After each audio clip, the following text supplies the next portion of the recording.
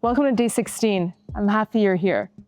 This morning, I posted my video an hour late, 8 a.m. instead of 7 a.m. And within minutes, my phone started blowing up.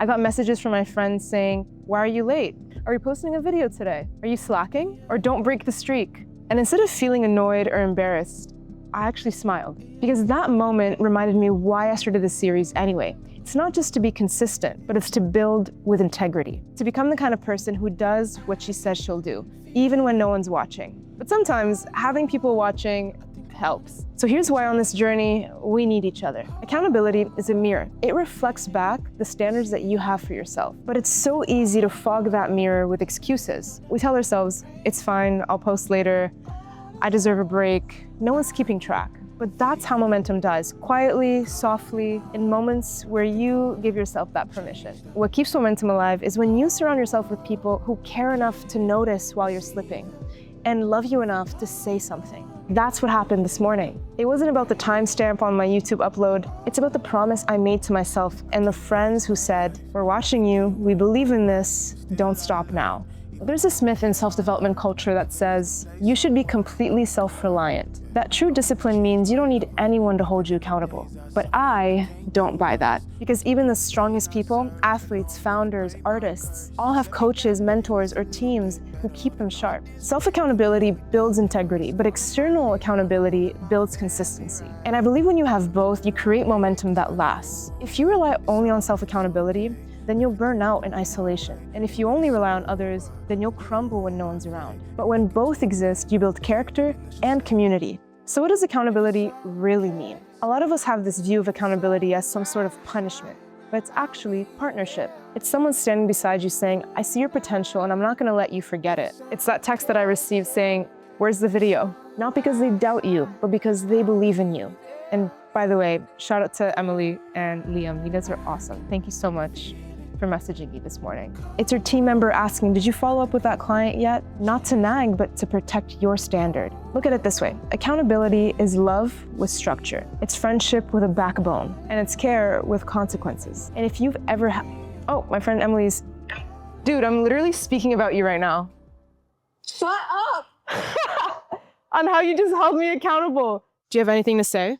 Magali is my girl, and she has pushed me in so many ways over the years. I don't think she realizes how much she's helped me in my life, and we haven't been close to each other in a very long time, but I still use the lessons that we were figuring out together when we were freshmen, sophomores in college. I still think about those moments and those conversations we've had every single day. I do. I love you. I love you too. Emily, by the way, is the one that held me accountable this morning when I posted my video at 8 a.m. I was waiting to have my daily dose of bold with my breakfast. And I was really upset when it wasn't there. And what do you have to say about being accountable in life? Why is it important to hold your friends accountable? Life is such a team sport, you know? We gotta do it, you know? Otherwise things won't get done. You heard it from her, ladies and gentlemen. Things won't get done if you don't hold your friends accountable. Can I call you back? Yes, ma'am. I'll talk to her soon. That's amazing. That was perfect.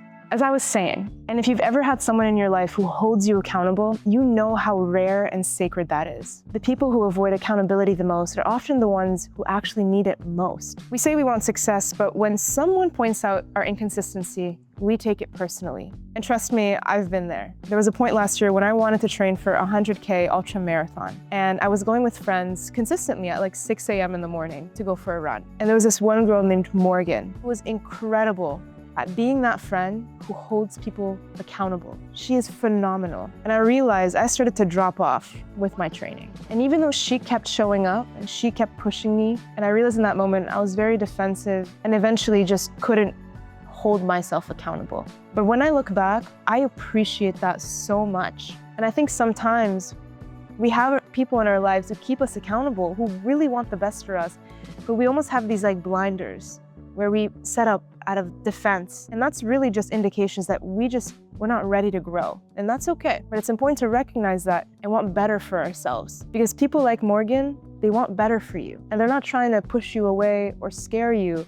They're really trying to uplift you and elevate you to your potential. Because accountability threatens the ego. It reminds you that you're not perfect, you're still learning, that you don't have it all together. But that's exactly why it's powerful. When you can accept accountability without shame, you become unstoppable. Because then feedback isn't an attack, it's alignment. So if you want to stay bold, build an accountability circle. That means you need to surround yourself with people who care way more about your growth than your comfort. People who will say, you're better than this, not, it's fine, you'll get it next time. Choose the ones who remind you of your highest standard, not the ones who make excuses with you. And it doesn't have to be many. Sometimes one friend is enough. For me, it's the few who texted me this morning. They've watched me commit to 100 days of showing up, and because they believe in this mission, they're holding me to it. That's the beauty of accountability, because once you declare your goal out loud, you invite others to help you stay true to it. And accountability often feels uncomfortable because it adds pressure, but pressure isn't the enemy. Pressure creates diamonds. This is exactly what turns your potential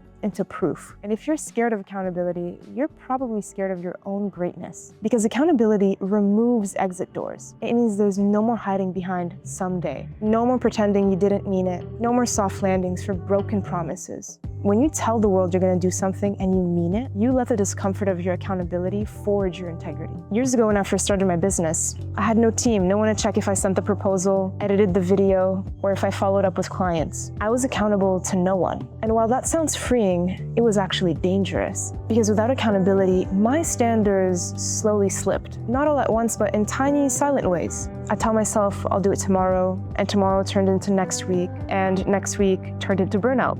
It wasn't until I started hiring people, where I started building systems that I had to deliver, where I actually found freedom.